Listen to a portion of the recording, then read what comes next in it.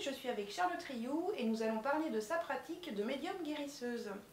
Mais avant tout, je vous remercie de vous abonner à la page, de liker la vidéo et de la partager aux personnes qui seraient curieuses d'en savoir plus. Alors bonjour Charlotte et merci de m'accueillir chez toi pour répondre à mes questions et plus particulièrement à celle de Chloé Pointeau, kinésiologue, qui était très curieuse d'en savoir plus et dont vous pouvez également retrouver la vidéo en lien sur la page. Charlotte, merci beaucoup. Du coup, je suis vraiment très curieuse d'en savoir plus sur toi. Et ma première question, c'est qui es-tu Charlotte et qu'est-ce qui t'a amené à ta pratique? Alors, Charlotte Rioux, moi je fais des soins énergétiques depuis 12 ans. J'ai été formée au Reiki. J'ai passé tout au niveau 1, 2, 3 et 4. D'accord. Et puis à force d'avancer, parce que c'est un travail sur soi-même, j'ai nettoyé, enlevé des couches d'oignons et je suis arrivée à devenir médium. Ça. Voilà, ça s'est ouvert, on va dire. Du coup, c'est un développement personnel en fait que tu as fait avec comme point de départ. C'est un chemin de vie en fait. On est attiré et puis on nous met sur notre chemin des gens, on fait des rencontres et au fur et à mesure on avance et voilà. Et donc maintenant, j'ai arrêté le Reiki parce que cette énergie ne me correspond plus. D'accord. Mais je suis toujours en gratitude avec cette énergie parce qu'elle m'a fait beaucoup évoluer. Et maintenant, je fais les soins énergétiques en me connectant directement avec l'énergie de la source. D'accord. Et je suis guidée par mon côté médium. D'accord, ok. Et alors moi qui suis complètement novice, du coup, est-ce que tu pourrais me définir un petit peu la médiumité en fait, parce que, alors, oui, contrairement à certaines disciplines qui sont plutôt récentes, là pour le coup, ça date des siècles et des siècles. Et comment on pourrait l'expliquer? Alors en fait, être médium, c'est communiquer avec des énergies, donc de différentes façons, clairaudience, clairvoyance, clair-ressenti, voilà, avec des supports aussi, le pendule, les oracles. Et puis c'est communiquer avec différentes choses, donc ça peut être voilà, directement la source, ça peut être des anges, des guides, des âmes, voilà, moi je parle beaucoup avec les âmes des personnes qui viennent me consulter, et voilà. Ok, et le but de la médiumité du coup ce serait, si on devait définir son utilité? Ça dépend, il y a beaucoup de gens qui sont médiums pour guider, donc souvent on va voir un médium pour nous guider vers l'avenir, pour qu'on fasse les bons choix, mais bon, c'est pas eux qui vont dire ça se passe comme ça, ils nous orientent. Et puis moi c'est comme un outil, la médiumité c'est pour me guider, pour faire mes soins sur la personne. En fonction de ce que la personne a besoin en fait, tu vas avoir l'information, si je comprends bien, de ce qu'il faut faire. Voilà. Ok, d'accord. Et donc en fait tu peux avoir plein d'infos différentes, ça peut être du ressenti, du... Alors quand je suis en soins, c'est beaucoup parce que je me ferme les yeux et puis donc je vois beaucoup de choses, j'entends, on me dit tout ce qu'il y a à faire. Des fois on ne veut pas me montrer parce qu'ils savent que je suis un peu sensible, alors des fois on me dit non ça faut mieux pas que tu vois, mais on me dit quelques mots, on m'explique ce qu'il y a, bon je comprends, quand on part par exemple sur des anciennes vies. Là, des fois les gens ont vécu des choses assez dures, donc on me le montre pas mais on m'explique. D'accord, on t'explique ce qu'il y a à guérir en fait. Voilà, et je suis guidée au fur et à mesure, comme ça. Super intéressant. Est-ce que dans ta pratique, donc, du coup tu as fait du Reiki pendant plusieurs années et puis maintenant tu as évolué, est-ce que tu as remarqué sur quel type de personnes ça avait vraiment des effets positifs? En fait sur tout le monde, mais bon, déjà les gens qui ne sont pas prêts à avancer, ils viennent pas. Oui, il faut être un petit peu ouvert d'esprit, j'imagine. Voilà, après si quelqu'un qui n'est pas ouvert, je vais l'aider pour un problème de peau, un problème, des petits trucs comme ça, mais on n'est pas dans un gros travail pour avancer, mais c'est déjà un début. Mais tout le monde peut venir, c'est ouvert à tout le monde. Un minimum de curiosité et puis c'est ouvert à tout. Voilà, si on a envie de savoir qui on est vraiment. Voilà. Ah ok, intéressant ce que tu dis. Est-ce que tu pourrais nous expliquer comment ça se déroule une séance? Alors, donc la séance ça dure environ 1 heure et demie. D'accord. On est plutôt même sur... Enfin la première séance souvent c'est assez lourd, costaud, donc c'est bien 1 heure et demie. D'accord. Donc la personne elle arrive, elle s'installe, donc soit allongée, soit assise. Enfin, le but c'est d'être détendue. Moi, je ne la touche pas, donc c'est vraiment qu'elle soit cool pour écouter ce que je raconte et ressentir, parce qu'elle ressent aussi quand on enlève des choses, même si c'est sur un autre plan. Dans le corps, on peut sentir, on entend que ça gargouille, enfin il se passe des choses. Et puis donc quand la personne est installée, moi je me connecte, on va dire, et je demande qu'est-ce qu'il y a à faire pour cette personne aujourd'hui. Parce que des fois il y a des choses, elles ne sont pas prêtes. C'est pas le moment de débloquer tel ou tel truc. Donc on me guide juste sur pourquoi elle est là aujourd'hui. À ce moment-là. Donc après, moi donc j'entends plein de choses différentes. Ça peut être enlever des énergies négatives. Sur une séance, on fait différents trucs. Souvent on commence par enlever des énergies un peu noires qui perturbent. Après, on va me guider, on va me dire elle est bloquée par un traumatisme, il y a un lien toxique, ça peut être ça peut être un blocage d'une vie antérieure. Des fois, par exemple, quelqu'un qui a été bourreau dans une ancienne vie, il arrive ici, son âme, parce que l'âme se souvient, le mental non, mais l'âme s'en souvient. Et elle va dire, bah non, moi j'arrête de faire du mal, je préfère me faire marcher dessus. Ah oui, d'accord. Donc souvent, c'est les personnes qui sont trop gentilles, qui ne trouvent pas leur place. Enfin, voilà, c'est un exemple, mais voilà, donc vie antérieure, on enlève aussi des parasites, des choses qui peuvent... on enlève plein de choses. Ok, d'accord. Du coup, si je comprends bien, une séance va permettre vraiment de faire un bon état des lieux, mais il faudra peut-être plusieurs séances, c'est ça? Alors ça dépend. Il y a des gens qui viennent juste une fois, on débloque, on enlève plein de choses.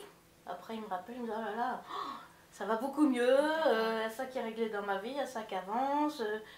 Et puis après, de temps en temps, on les revoit quelques mois après, en disant, bah, ils sentent qu'il y a un autre truc qui rebloque. Donc c'est ce qu'on appelle l'éveil, hein. On commence à avancer, on développe des choses. J'ai des gens qui viennent sur 4-5 séances d'affilée. Parce qu'elles sentent que vraiment on n'a pas fini, il y a un gros truc, elles sentent qu'il se passe des choses, mais c'est pas réglé, quoi. Donc il faut qu'on creuse un peu plus. Et puis après, j'ai quelques personnes qui viennent régulièrement pour un petit entretien, on va dire, et puis elles évoluent tranquillement. D'accord. Voilà. Et est-ce que tu pourrais nous dire s'il y a des précautions ou des contre-indications ou des gens qui n'en tireront vraiment pas de bénéfice? Alors, à part les sceptiques, dont tu as déjà parlé un petit peu. Mais même les sceptiques, en fait, ça va leur faire du bien, c'est juste qu'ils viennent pas, c'est dommage. Mais ils seraient pas prêts, en fait. Oui. Ça sert à rien de travailler sur quelqu'un qui ne va pas comprendre pourquoi il change, puisqu'il n'a pas envie de changer. Donc, oui, il faut pouvoir accueillir et être à même de ressentir ce qu'il y a à ressentir. Voilà. Alors, je vais faire le point sur mes questions, mais je pense qu'on va pouvoir passer aux questions de la communauté. Donc, faut-il plusieurs séances? Si oui, combien? On a répondu, du coup. Tu fais quoi et dans quel but? Alors, pareil.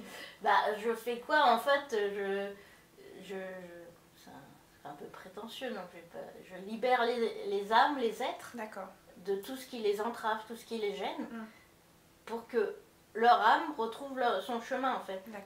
Notre âme, en fait, elle est venue s'incarner dans cette vie. Elle en a fait plusieurs, parce que c'est un terrain de jeu. Hein. On vient juste pour expérimenter des choses. Donc là, dans cette vie, elle est là. Et elle a un chemin. Elle a décidé avant de venir qu'elle allait vivre. Alors, évidemment, on prend différents chemins, mais on a quand même une raison d'être là. Une mission, peut-être? Mission, ça fait un peu genre, c'est qu'on en entend beaucoup parler, voilà, des missions de vie. Mais oui, c'est un peu ça. On a une raison d'être là. Souvent, les gens disent, je sais pas pourquoi je suis là. Et en fait, ils sont bloqués parce qu'ils ont vu quelque chose qui les a bloqués. Mais souvent, dans les soins, je vois, on me dit, mène-le sur son chemin. Et du coup, là, on avance, je la vois. Au départ, elle veut pas y aller. Après, elle voit la lumière. Mais elle a encore des peurs, alors elle n'ose pas. Enfin voilà, l'âme elle a un chemin et donc je suis là, on me guide pour que moi j'aille débloquer. Alors l'âme a toujours par contre son libre arbitre, c'est-à-dire que c'est pas parce qu'on me dit elle est bloquée là que moi je débloque. Je demande à l'âme est-ce qu'elle veut bien, souvent c'est des contrats. Ah oui, d'accord. On parle de contrat d'âme. J'en ai entendu parler, et donc je dis à l'âme, est-ce que tu veux annuler ce contrat pour avancer? Alors, je négocie un peu avec elle, je lui mets plein de lumière pour qu'elle ait envie quand même, hein, parce que c'est mon boulot, mais Je dis là, ce serait quand même pas mal d'avancer, ce serait bien que tu lâches ce contrat. Donc des fois il lâche, des fois il lâche pas, mais... comme nous, avec nos peurs matérielles. Voilà, c'est ça. Oui, d'accord, ok. Du coup, qu'est-ce que cela va soulager finalement, si je comprends bien? Ça va permettre à la personne d'être en phase, entre guillemets, ou de retrouver un sens à sa vie, de la motivation Oui, c'est ça. Alors, des fois, les gens viennent juste pour une douleur physique. Ils ne savent pas tout ce qu'il y a derrière, en fait. Donc, des fois, ça va débloquer, ça va soulager un mal de dos, des migraines régulières, mais parce qu'on comprend pourquoi le corps a exprimé ça. Donc, ça va être les douleurs physiques, on soulage, tout ce qui est psychique, quoi, les dépressions, après les gens qui sont fatigués, les gens qui sont énervés, qui sont en stress, enfin il y a un peu il y a plein de choses, voilà. Tout ce qui va être psychosomatique et phobie, psychique. Une dame, on a enlevé une phobie, elle dit pourquoi j'ai cette phobie là? Ah bah tiens, on va aller voir, elle a compris, c'était dans une ancienne vie, elle avait vécu un truc et elle portait encore. Comme le transgénérationnel, on en parle aussi beaucoup maintenant. Oui, alors on coupe aussi des fois les liens, le lien la lignée familiale. Oui, tout à fait. On coupe cette corde-là, ou les liens toxiques avec des gens, avec nos parents, nos grands-parents, avec des proches. Oui. On coupe tout ça. Pour permettre à la personne de cheminer. Voilà. Ok, d'accord. Est-ce qu'il y aurait des pratiques annexes à recommander en parallèle? Donc toi, comme tu disais avant, tu utilisais le Reiki. Est-ce que, en plus de tes soins, il est intéressant de voir un autre professionnel pour vraiment booster Alors, de toute façon, il faut aller là où on est appelé. Si on nous parle de quelqu'un d'autre à un moment, c'est peut-être parce que... Et puis que ça nous tente un peu. On va peut-être tenter, ça doit sûrement me faire du bien, on va essayer. Moi, c'est comme ça que j'ai avancé. Au fur et à mesure, on me parle de quelqu'un, je rencontre quelqu'un d'autre. C'est des rencontres, la vie. Alors, on peut aussi s'entraîner, c'est juste réussir à revenir à soi, revenir dans son cœur, voilà, c'est se mettre, se couper du monde extérieur, revenir à l'instant présent là, ici et maintenant, je suis là, je suis dans mon cœur avec mon âme. Qu'est-ce que je ressens? Voilà, comment tu vas mon âme? Se recentrer quoi. Voilà. Ah ok, un peu finalement de la méditation ou ce genre de... Ouais. Super. Maintenant, j'ai d'autres questions de la communauté, dont une, c'est comment as-tu su que tu avais ces capacités de médium qui étaient là? Alors, je pense qu'on est attiré par des choses au fur et à mesure. Moi, pourtant, j'ai été technicienne audiovisuelle pendant 20 ans, donc très carré, une formation scientifique, voilà, donc j'étais pas vraiment là-dedans. Mais bon, j'avais ma grand-mère qui tirait les cartes, une autre qui m'avait donné la prière pour couper le feu. D'accord, ah oui. Donc c'est vrai, bon, j'ai pas été élevée dans une famille ouverte à tout ça, mais en même temps... ils n'étaient pas fermés non plus. Voilà, bon, pourquoi pas. Et j'ai par moi-même, quoi, en fait, j'ai essayé des choses, l'écriture automatique, le pendule, tout ça, mais... En fait, au départ, je captais tout et n'importe quoi. Je savais pas faire. Oui. Donc, oh là là, mon pendule, il m'a dit ça. En fait, pas du tout. C'était pas du tout les bonnes infos. Donc, ok, il me disait des choses, mais c'était pas les bonnes. Et en fait, le plus important, c'est de réussir à revenir en soi pour avoir les bonnes infos. C'est vraiment. C'est en pratiquant finalement. Oui. Ok. Et puis on s'entraîne, on voit des choses, on dit. Oui, c'est ça. Oui, c'est l'entraînement. C'est vrai que il y a 1 an, la médiumnité qui est vraiment arrivée. J'ai continué à travailler sur moi et puis j'ai rencontré quelqu'un qui m'a aidé, qui m'a dit que je disais mais moi je vois rien, ça m'énerve. Et en fait elle m'a guidée. D'accord. Elle m'a dit mais si là ferme les yeux, qu'est-ce que tu vois? Puis en fait elle m'a emmenée sur des trucs et je voyais ce qu'elle voulait que je en fait je vois, c'est ça, et puis ça vient, c'est comme un sport, ça s'entraîne en fait. Ça marche, ok, c'est intéressant. Parce que justement, il y a une autre question, c'est quelles infos captes-tu et sous quelle forme? Et finalement, tu as déjà pas mal répondu aussi, il y a plein de formes différentes. Oui, après, c'est vrai que moi j'entends souvent, puis je vois la voix, c'est pas d'où elle vient, je la capte pas toujours du même endroit, je sens que ça vient pas du même endroit, où j'entends si c'est plus masculin, féminin, enfin j'entends des voix un peu différentes.